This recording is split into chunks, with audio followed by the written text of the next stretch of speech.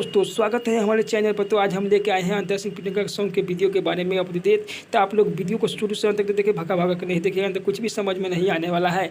अगर आप लोग हमारे चैनल पर नए हो तो चैनल को सब्सक्राइब कर लो, तब ना आपको समझ में आएगा। बेल आइकन दबाना ना भूलिएगा।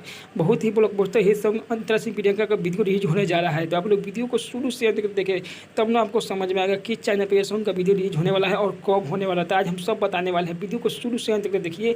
अंतर सिंह प्रियंका के बहुत ही एल्बम का नाम है जवानी की पलौत। हाँ दोस्तों, एल्बम का नाम है जवानी के पलौत। बहुत ही ब्लॉकबस्टर हिट सॉन्ग है। इसे लिखे हैं महेश परदेसी, म्यूजिक से सजाए हुए हैं मनोज आर्यन। बहुत ही ब्लॉकबस्टर हिट सॉन्ग। इसे आरसीए म्यूजिक से रिलीज किया जाएगा, आरसीए म्यूजिक प्रेजेंट से रिलीज किया जाएगा। तो आप लोग देखना ना भूलें। 2 से 3 दिन में ये सॉन्ग को रिलीज कर दिया जाएगा।